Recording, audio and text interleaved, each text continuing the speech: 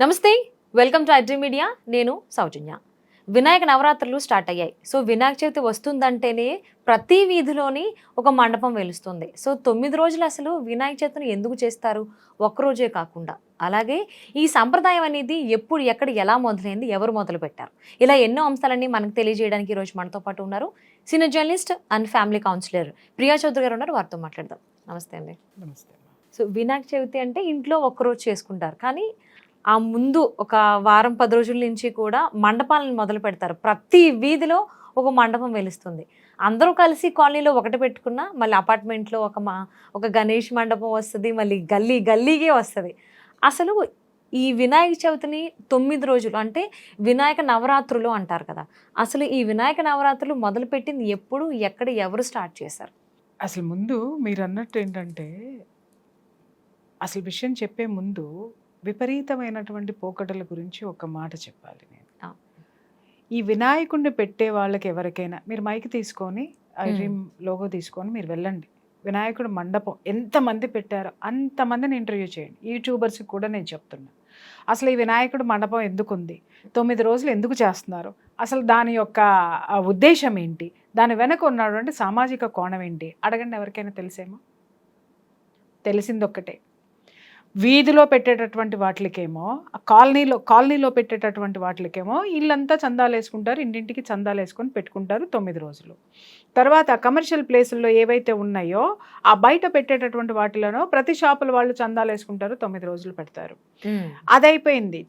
నా చిన్నప్పుడు ఏంటంటే ప్రతి ఇంట్లో చేసుకునే వాళ్ళు ఊరు మొత్తంలో కూడా వినాయకుడి గుడిలోనే చేసుకునేవాళ్ళు, వినాయకుడి గుడిలోనే చేసేవాళ్ళు. ఏది వినాయక చవితి 9 రోజులు ఉండేది అక్కడ. 9 రోజులు ఏం చేసేవాళ్ళు అది తర్వాత చెప్తా. అసలు ఈ వినాయకుడిని పెట్టే ఏ ఒక్కళ్ళైనా సరే ఏ ఉద్దేశంతో వాళ్ళు వినాయకుడిని పెట్టారో అడగండి, ఏం చెప్తారో చూస్తాను. అసలు వినాయక చవితి ఇన్ని రోజులు చేయడానికి కారణం ఏంటో తెలుసా అమ్మా?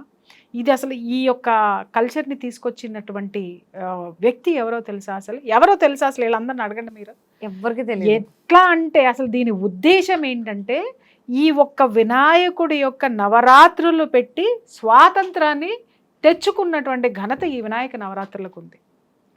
బాల గంగాధర్ తిలక్ అనేటటువంటి మహానుభావుడు, స్వాతంత్ర సమరయోధుడు, అద్భుతమైనటువంటి స్పీకర్.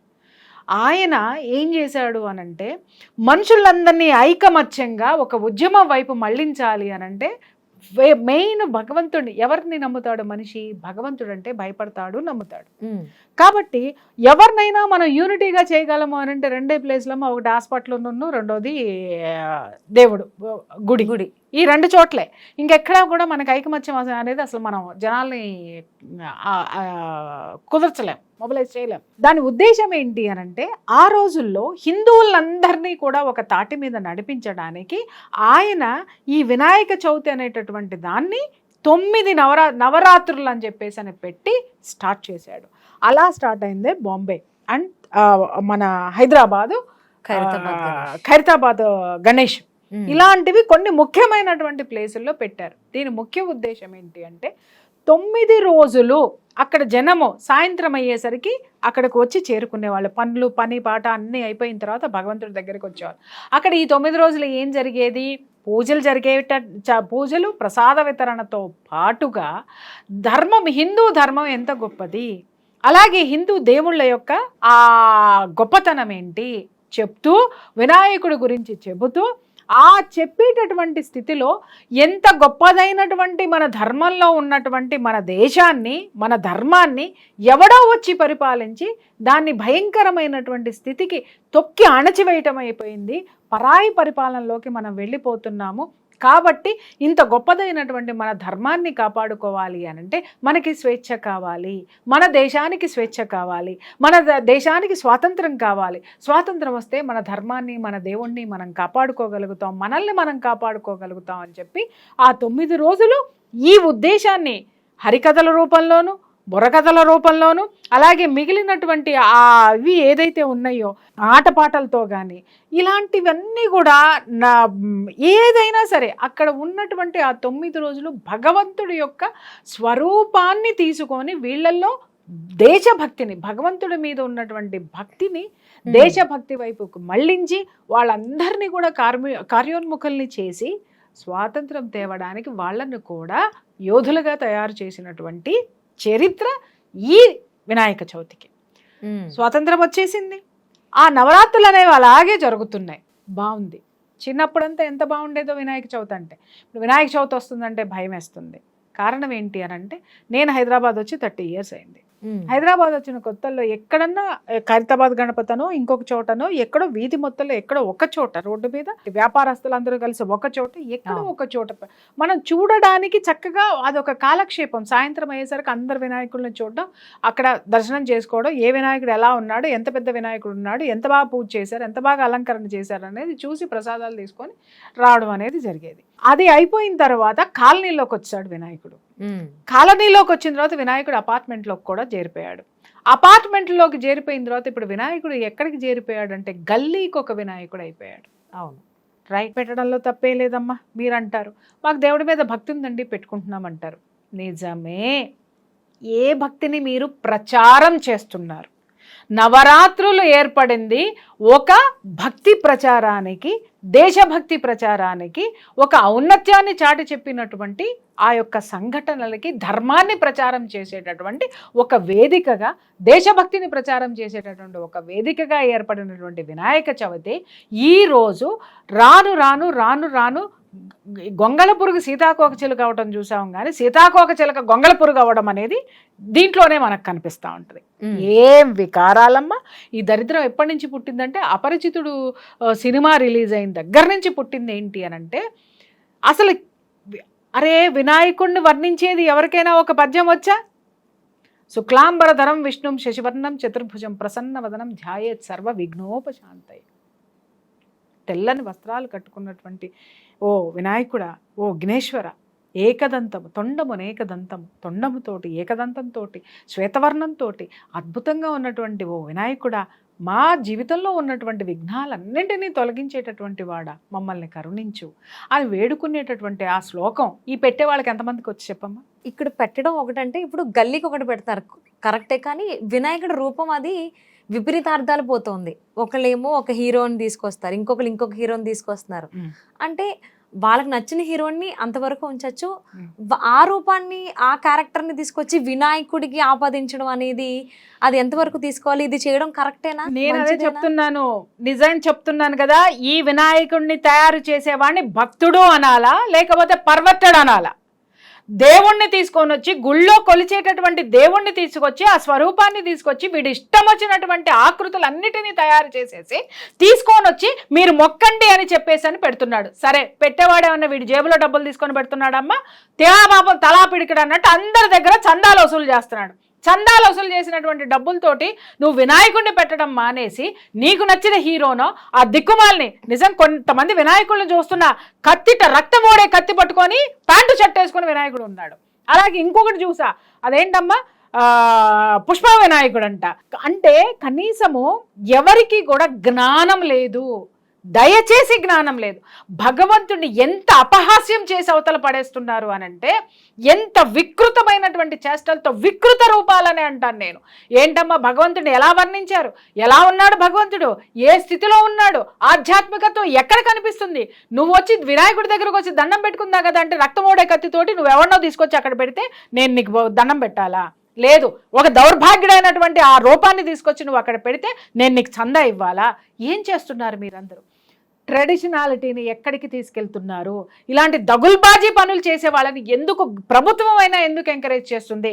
ఇవాళ మన దగ్గర చాలామంది ప్రవచనకర్తలు ఉన్నారు, చాలామంది హిందూ ధర్మం కోసం పోరాడేటటువంటి వాళ్ళు ఉన్నారు. వాళ్ళందరూ కూడా గొంతు చించుకొని చెప్తున్నారు భగవంతుణ్ణి స్వరూపాన్ని చూడండి చూడండి అని అంటే, చిల్లర వేషాలు చిల్లర కథలతోటి భగవంతుడిని తీసుకొచ్చి ఇంత అపహాస్యం చేస్తారా అమ్మ? ఇంత అపహాస్యమా? నీ తల్లిని తీసుకొని వచ్చి బయట నిలబెట్టి ఇక్కడ వరకు మిడ్డీ వేసి చెడ్డీ వేసి నిలబెట్టి నేను లిప్స్టిక్లు పూస్తా, నువ్వు ఊరుకుంటావా? నువ్వు ఊరుకుంటావా? నీ తల్లిని అలా నిలబెడతాను మీరు ఎవరైనా ఊరుకుంటారా? పెట్టిన వాళ్ళందరినీ అడుగుతున్నాను, ఇలాంటి పిచ్చ పిచ్చ బొమ్మలు పెట్టినారు. నీ తండ్రిని నేను తీసుకొచ్చి బయటికి తీసుకొచ్చేసి చిరుగులు వేసేసి జుట్టంతా రేపేసేసి వాడు ఏదో విధంగా ఒక వికృతమైనటువంటి రూపంతో నీ తండ్రిని ఊరేగిస్తాను, ఊరుకుంటావా? నువ్వు ఎవరు యాక్సెప్ట్ చేస్తావా? మరి లోకాన్ని కన్నటువంటి తండ్రిని మీరేం చేస్తున్నారు? మీరు ఏం చేస్తున్నారో వీళ్ళకి ఎవరికైనా అర్థం ఉందా? ఎవడైనా, నేను చూస్తున్నాను కదా, ఇంతమంది రాజకీయ నాయకులు ఉన్నారు, ఇంతమంది ఎడ్యుకేటెడ్ పర్సన్స్ ఉన్నారు, కనీసం ఆ కాలనీలో ఉన్న వాళ్ళైనా సరే ఏం పోయే కాలం వచ్చిందిరా మీకు, భగవంతుడిని ఎందుకు ఇలా చేస్తున్నారని మాట్లాడిన గొంతుకు ఒక్కటన్నా ఉందా? అమ్మో మాకెందుకులే, అమ్మో మాకెందుకులే అంటే దేవుడు కూడా మాకెందుకులే అని పోయాడు. లేడు, ఇప్పుడు దేవుడు ఎక్కడా లేడు. ఎక్కడైనా దేవుడు కనపడుతున్నాడమ్మా? ఎక్కడైనా సరే ఒక మంచి విగ్రహం చూస్తే ఎంత ఎంత పాజిటివ్ ఎనర్జీ వస్తుంది మనకి భగవంతుడిని చూస్తే. ఆ స్వరూపాన్ని అక్కడ పెట్టేసి ఇష్టం వచ్చినట్టు వాళ్ళకి ఏంటి ఏదేదో పిచ్చి పిచ్చి పేర్లు పెట్టుకొని మీ దిక్కుమాలినటువంటి సినిమా హీరోలు ఉంటే, సినిమా హీరోలు ఇరిగిన ఏళ్ళ మీద ఎవ్వరికీ కూడా కనీసం మందు కూడా రాసిన పాపాన పోయినాళ్ళు కాదు వీళ్ళందరూ. నేను చెప్తున్నాను కదా, వాస్తవం చెప్తున్నా. ఇవాళ సినిమా హీరోలకు కూడా నేను చెప్తున్నా, మీరు కోటాను కోట్లు డొనేషన్లు ఇస్తున్నారు. అయ్యా మీరు డొనేషన్లు ఇవ్వడం మానేసినా మాకు అభ్యంతరం ఏం లేదు, ప్రభుత్వం చూసుకుంటుంది, జనాలు మేం కాపాడుకుంటాం. కానీ ఇలాంటి వికృతమైనటువంటి మీ రూపాల్లో, మీ సినిమా పేర్లతోటి వికృతమైనటువంటి ఈ యొక్క భావజాలాన్ని, జాడ్యాన్ని మీ అభిమానులకు వదిలించండి. దయచేసి ఒక చిన్న స్టేట్మెంట్ ఇవ్వాల్సిన బాధ్యత, సామాజిక బాధ్యత మీకుంది. ఎందుకంటే మీ అభిమానులవనే పేరుతోనే, మీ అభిమానులవనేటటువంటి పేరుతోటే వాళ్ళు భగవంతుడిని అపహాస్యం చేస్తున్నారు. ఇలాంటివి ఉంటే మాలాంటి వాళ్ళ శాపాలు బ్రహ్మాండంగా తగులుతాయి. ఎవరు ఊరుకోరమ్మా ఇలాంటివన్నీ. అంటే లైక్ ఇప్పుడు దేవుడికైనా కానీ తనను తాను మంచిగానే చూడాలనుకుంటారు, కానీ ఇలాంటి వికృత రూపాల్లోనో ఆయన్ని వేరే మనిషి రూపంలోనో చూడాలనుకోరు. సో ఈ ఎఫెక్ట్ అనేది, ఆ నెగిటివ్ ఎనర్జీ ఏదైతే ఉందో అది చేసిన వాళ్ళకి వస్తుందా, ఎవరిదైతే క్యారెక్టర్ చేశారో ఆ హీరోలకు వస్తుందా, అభిమానులకు వస్తుందా? నేను చెప్పనా, తిలా పాపం తలా పిడికెడు. చూసి ఏమి అనుకున్న నాకు వస్తుంది, చేసిన వాడికి వస్తుంది, చందాలేసి ఇచ్చి ప్రోత్సహించిన వాడికి వస్తుంది, అక్కడ వాడిని తీసుకొచ్చి పెట్టిన వాడికి వస్తుంది, ఇది చూడండి ఎంత బాగుందో అని కవరేజ్ చేసిన వాడికి కూడా వస్తుంది. అంటే తప్పు తెలిసి చేసినా తెలియక చేసినా ఖండించకపోతే ఖండించకుండా నీ కాలనీలోనో, నీ ఊళ్ళోనో, నీ వీధిలోనో ఇలాంటి వికృతమైనటువంటి ఆకారాలను ఎందుకు పెట్టనిచ్చావు? నువ్వు ఎందుకు అబ్జెక్ట్ చేయలేదు? భగవంతుడి కోపం రాదా? ఆయన ఇష్టం వచ్చినట్టు అలంకారాలు చేసి, అక్కడ ఆయనకంటూ ఒక స్వరూపం ఉందండి, ఆ స్వరూపాన్ని తీసి అవతల బారేసి నీ ఇష్టం వచ్చినట్టు ఎంత హాస్యాస్పదమైనటువంటి ఈ అలంకారాలన్నీ చేసుకుంటూ పోతూ ఉంటాయి. ఎట్లా ఉంటుంది? ఎంత నీచంగా ఉంటుంది. నిజంగా బాధపడుతున్నానమ్మా. ఒకప్పుడు ఈవినింగ్ అయిన తర్వాత వినాయకుడిని చూసొద్దామని బయలుదేరి వెళ్ళి అదొక కన్నుల పండగగా ఉండేది. ఇంటికి వచ్చేసరికి ఒక శక్తితోటి, ఒక పాజిటివ్ ఎనర్జీ అనిపించేది. అబ్బా ఆ వినాయకుడు ఎంత బాగున్నాడు, ఈ వినాయకుడు ఎంత బాగున్నాడు, ఎంత పెద్ద విగ్రహం ఉంది, ఎంత బాగా అలంకరణ చేశారు, ఎంత మంచి పెద్ద పంచ కట్టుకున్నాడు, ఈ కలర్స్ ఎంత బాగా వేశారు, ఎంత పెద్ద చెవులు ఉన్నాయి, ఆ తొండం ఎంత చక్కగా ఉంది, ఇవన్నీ మాట్లాడుకున్నారు. నగలు ఎంత బాగా తీర్చిదిద్దారు. ఇప్పుడు చూస్తే వికారమైనటువంటి నెగటివ్ ఎనర్జీస్ పెట్టిన వాడిని మళ్ళీ ఏమన్నా ఇది పెట్టారా, ఒక కత్తి పట్టుకొని రక్తం గారేటటువంటి వినాయకుడు రూపాన్ని తీసుకొచ్చి నీ దిక్కుమాలిన హీరోలకు అంటగడతావా నువ్వు? తీసుకొని వచ్చి ఎలాంటి వినాయకుడిని తీసుకొచ్చి మీరు ఏం చేస్తున్నారా? ఏం చేస్తారు? కొంచెమన్నా బుద్ధి గడ్డి, అన్నానికి నోటికి అన్నం అనే పదార్థం తింటున్నారా, వేరే ఇంకేదైనా తింటున్నారా? అండ్ అలాగే వినాయక చవితి అనగానే అందరికీ గుర్తొచ్చేది నీలాపు నిందలు, సమంతకం అనే స్టోరీ. మరి కుడుములు తిని వచ్చినటువంటి వినాయకుడిని చూసి నవ్వితేనే చంద్రుడికి పార్వతీదేవి ఆ శాపాన్ని ఇచ్చారు.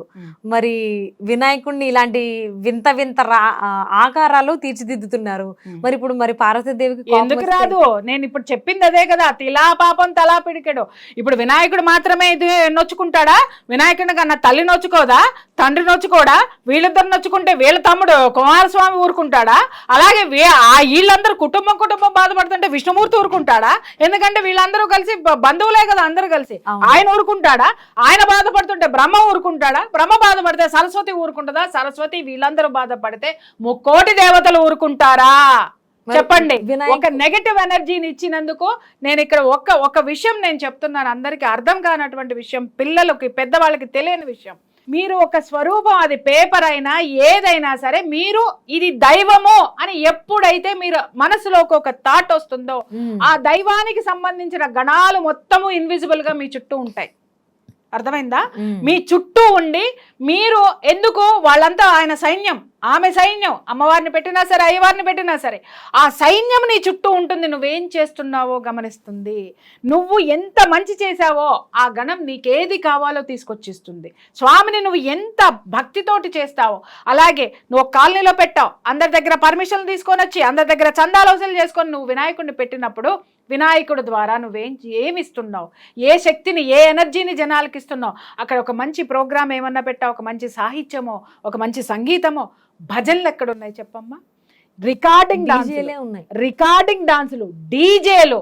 నేను హోరెత్తిపోయి ఇప్పుడు మీరు నెగిటివ్ ఎనర్జీ అన్నారు కదా, డీజేలు పెట్టి తాగి తందనాలు ఆడే ఒక్కొక్కళ్ళు నిజంగా చెప్తున్నా ఒళ్ళు పగలగొట్టాలి నిజంగా. తాగి తందనాలు ఆడమ్మా ఆ కాలనీలోకి వచ్చి అబ్బా గంటలు గంటలు డింగ్ డింగ్ డింగ్ డింగ్ డింగ్ డింగ్ ఢమా ఢమా ఢమా ఢమా.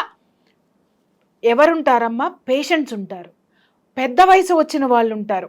ఈ తాకిడికి, ఈ వైబ్రేషన్స్ వాళ్ళు తట్టుకోగలిగే స్థితి వాళ్ళకు ఉంటుందమ్మా. వాళ్ళు మానసికంగా ఎంత సంఘర్షణకి గురవుతారు. హార్ట్ ప్రాబ్లం ఉన్న వాళ్ళు ఉంటారు, ఆ వైబ్రేషన్ని తట్టుకోలేనటువంటి మానసిక పరమైనటువంటి ఇది ఉన్న వాళ్ళు ఉంటారు, సైకోసోమాటిక్ ప్రాబ్లమ్స్ ఉన్న వాళ్ళు ఉంటారు. ఇలాంటి పిచ్చి సౌండ్లన్నీ విన్నారు అంటే వాళ్ళల్లో ఉన్నటువంటి ఆ స్థితి ఏదైతే ఉందో దానికి 10 రెట్లు అగ్రివేషన్ అయిపోతుంది. ఏం చేస్తున్నారు మీరు? భగవంతుడి పేరుతోటి నెగిటివ్ ఎనర్జీని పైకి లేపుతున్నారు మీరు, అవునా కాదా? ఆ స్థితితోటి వెళ్ళిపోతారు. అక్కడ ఎవ్వరూ కూడా నువ్వు ఎప్పుడైతే డీజేలు స్టార్ట్ చేసావో, నువ్వు ఎప్పుడైతే మందు కొట్టావో, నువ్వు ఎప్పుడైతే తైతక్కలాడుతున్నావో, డాన్స్ చేయి, భజన చేస్తూ సమ్మోహనంగా డాన్స్ చేయి, డాన్స్ చేయి, మంగళవాద్యాలు పెట్టి చక్కగా డాన్స్ చేయి, డాన్స్ చేయి, డప్పులు పెట్టి హ్యాపీగా డాన్స్ చేయి. ఏం చేస్తున్నావు నువ్వు? దాంతోపాటు మందులో ఏమేస్తున్నావు లోపల? ఒక క్వార్టర్ వేస్తున్నావు. క్వార్టర్ వేసిన తర్వాత నీకు విచక్షణ అనేది ఉంటుందా? విచక్షణ అనేది ఉంటుందా? ఈ మధ్య కొత్తగా ఈ సంవత్సరం చూశానమ్మా, ఎక్కడలే ఎంత విపరీతమైన పోకడలు వెళ్ళిపోయినాయి అనంటే, ఇది వరకు నిమజ్జనం చేసేటప్పుడు మాత్రమే డీజేలు ఈ సౌండ్లు, ఈ బాధలు ఉండేవి. ఇప్పుడు వినాయకుడిని కొని ఇంటికి తీసుకురావడానికి కూడా డీజేలు, రోడ్డు మొత్తం బ్లాక్, ట్రాఫిక్ మొత్తం బ్లాక్. అరే నేను చెప్తున్నాను, దేవుణ్ణి అందరికి విఘ్నం కలిగిస్తూ తెమ్మన్నాడా విఘ్ననాయకుడు? ఆయన ఉన్నది దేనికి? అందరి విఘ్నాలు తీసేయడానికి. నువ్వేం చేస్తున్నావు? ఆయన్ని పట్టుకొని వచ్చి ట్రాఫిక్ జామ్ చేస్తున్నావు. ఆయన్ని తీసుకొచ్చి ఎంతో మంది చాలా త్వరగా వెళ్లాల్సిందే ఎన్నో పనుల మీద వెళ్ళేటటువంటి వాళ్ళందరికీ నువ్వు విఘ్నాలు కలిగించి వాళ్ళందరి శాపనార్థాలు ఎవరికి వస్తున్నాయి? వినాయకుడికి వస్తున్నాయి.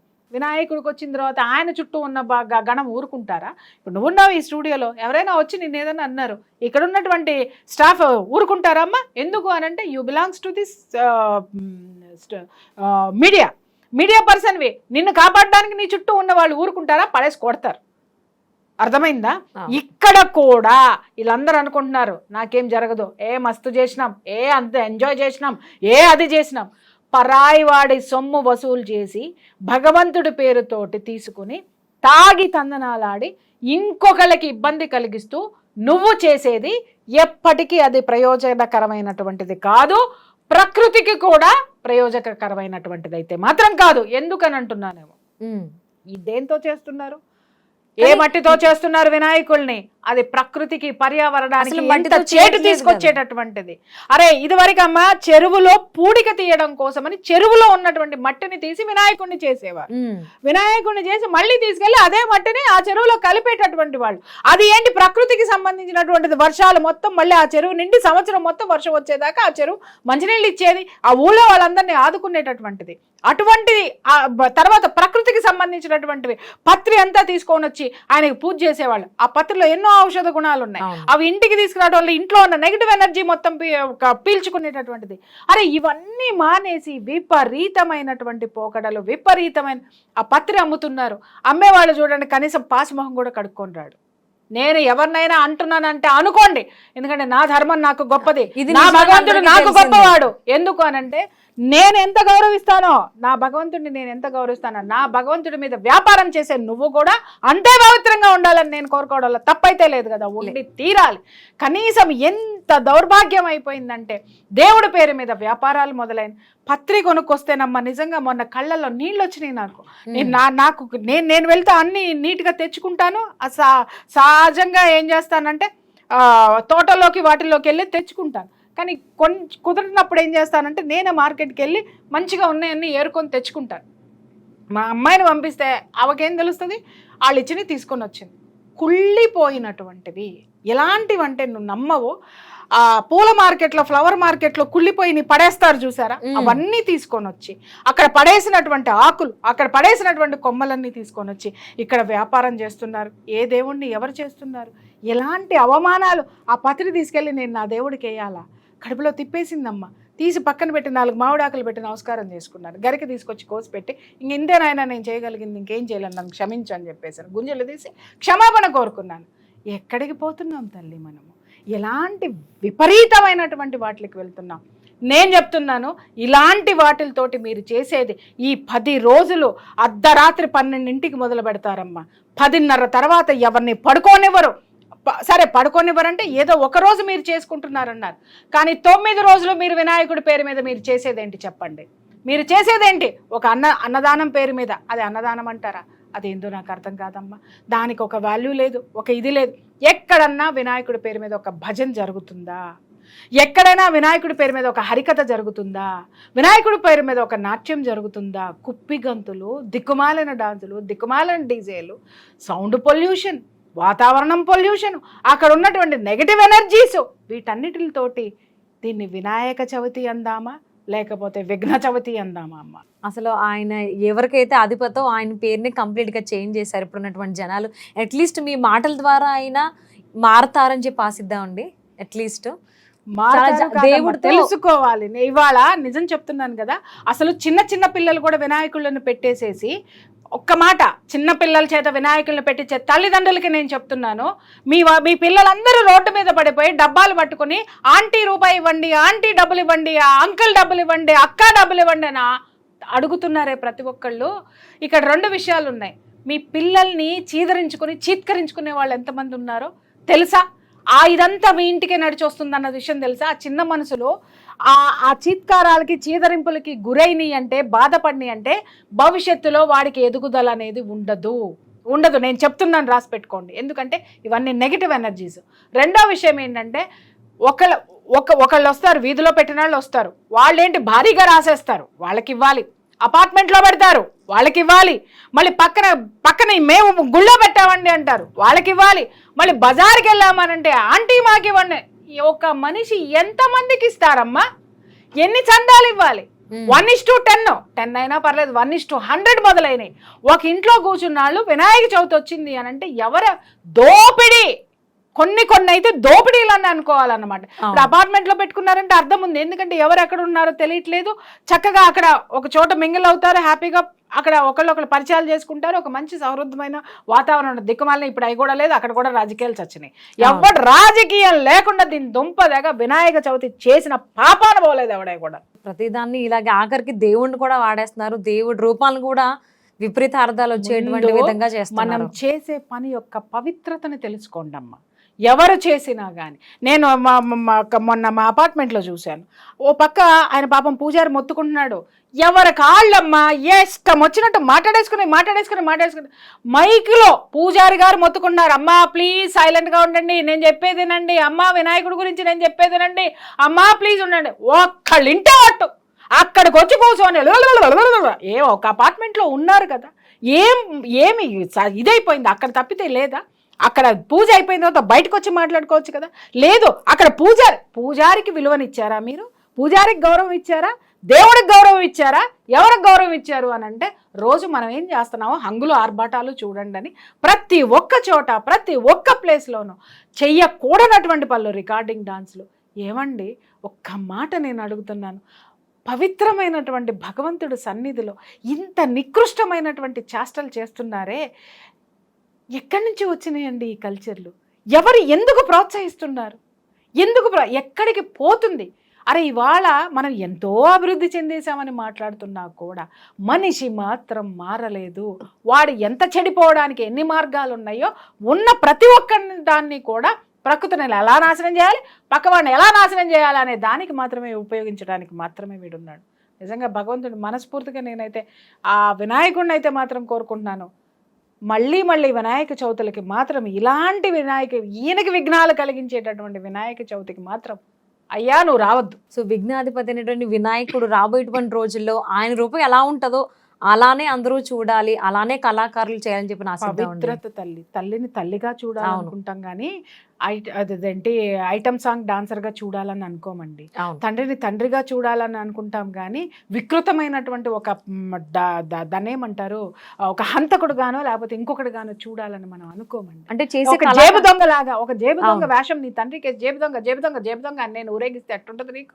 అవును. భగవంతుడు కూడా అంతే. ఆ భగవంతుడిని అలాంటి భగవంతుడిని చూసినప్పుడు మాలాంటి వాళ్ళని కూడా అంతే చిన్నబుచ్చుకుంటాం.